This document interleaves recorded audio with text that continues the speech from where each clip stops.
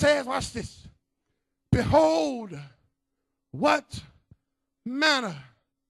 The word what manner here, the phrase what manner here, suggests something astonishing. It's just like when your girlfriend says, child, I got something to tell you, and that grabs your attention. Guess what then really grabs you in a little further?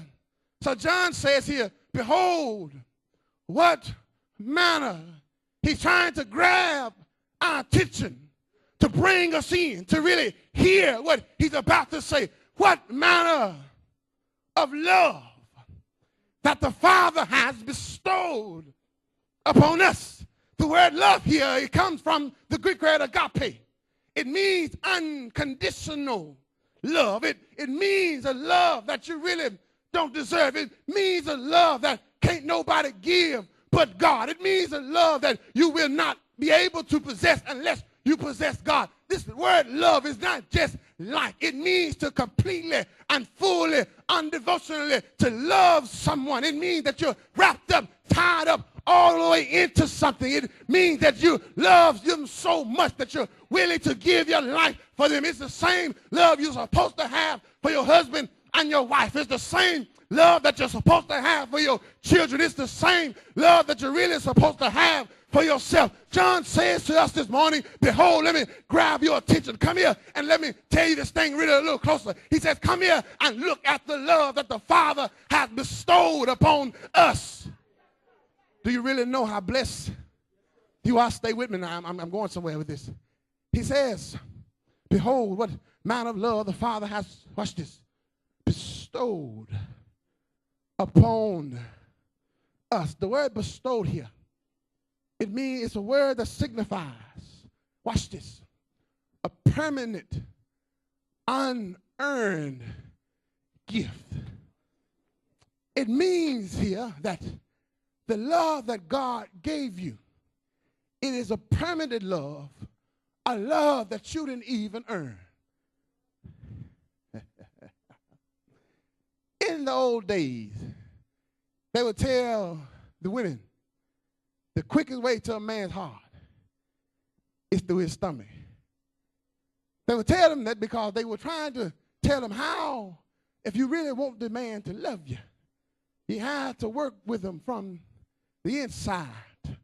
And when you get him something good on the inside, it will work him through the outside. Y'all with me here? John tells us and the church there that catch your attention. Look at what God has given you. God has given you a love that you don't even deserve. God has given you a love you couldn't even earn. God has loved you in spite of you, in spite of all of your issues and your hang-ups. God has still loved you in spite of all your bad attitudes and your bad habits. God has still loved you in spite of all your mistakes and all of your withdrawals. God still loves you in spite of you being the way you are. God still loves you. Matter of fact, in spite of everything you did and everywhere you went, God still loves you in spite of all the nasty things you said to sister girl and about brother man. God still loves you in spite of everything your family did to you. God still loves you in spite of everything you should have done. God still loves you. Behold, do you really know how blessed you are? Y'all, okay, come here. Let me help you with this love. Let me help you with this love. The kind of love, look at 1 Timothy chapter 2 and verse 6. Watch this. 1 Timothy chapter 2 and verse number 6. Watch. I got to get you to see how blessed you are. You see, I ain't talking about material blessings, because material blessings don't last. I ain't trying to get you to focus on the number of shoes you got in your closet. I'm not trying to get you to focus on how expensive your clothes cost. I'm not trying to even get you to focus on your house, but I'm trying to get us to see that the God, the creator of life, the one who gave you your being, the one who breathed life into you, the one who can blink and you'll be dead, the one who has given us everything, the one who has said, let there be light and there was. I want you to see that how much he loves you and I. Watch this.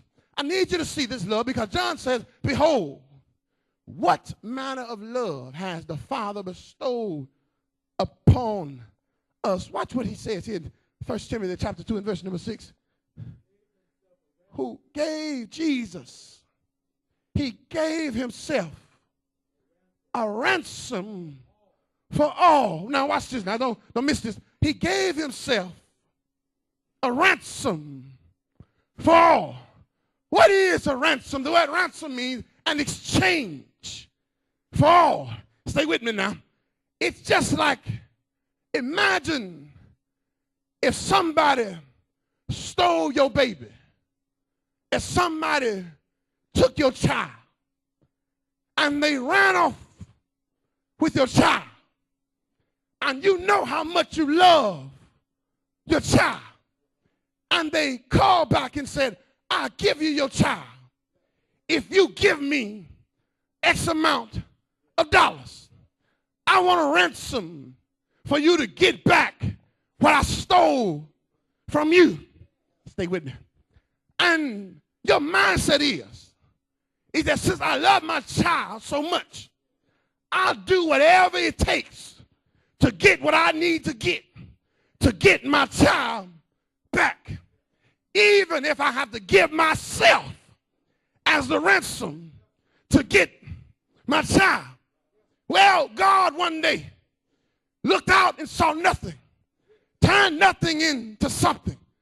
God one day on the 6th day after he created everything, he got his mindset on, let us make man in our own image, in our own likeness. He sat down in the mud of the world. God then spit on the ground. God got the clay from the mud and the spit from his mouth. He started making up mud pies, and he started formulating a little mud man. He made his little mud arms. He made his little mud legs. He made his little mud head. Then he saw that the man had been formed. But then the Bible said that God had to breathe in him the breath of life. God then created us, and he felt so good that he had created something that would praise and worship him. God felt wonderful that now I made me a man. Now, matter of fact, I love man so much, I need to give man just something else that he really needs. So God made man go to sleep one night, and he took a rib out of man's side. And the Bible says that he made man a helpmeet. What does a helpmeet mean, preacher? It means that he gave you something that you can't do for yourself. Then God created man and woman. He loved them so much that he put them in the best place upon the face of the earth. But the devil came in and he took man away from God, and the devil kept man all the way away from God. And the devil told God, if you want him back, I need something. So God said, I tell you what, for a ransom, I'll give you the best thing that I got. I'll give you Jesus for a ransom for the world. I'll give you my son for a ransom for the world. I'll bankrupt heaven just so that I can get my man back. Do you really know how blessed you are? So John said, behold, what manner of love hath the Father bestowed upon us? Watch this. That we should be called the children of God. Therefore, the world does not know us because it did not know him. See, folks that don't know your daddy ain't going to know nothing about you. See, when folks don't understand your daddy, then they can't understand you. Can I bring it home just a little further? See, folks who's even in the house that don't understand daddy, I even gonna understand you. Can I break it down just a little bit further? Folk in the church house who don't have a relationship with their daddy can't understand you because you got a relationship with your daddy. Can I bring it home just a little bit further? Folks who've been in the church for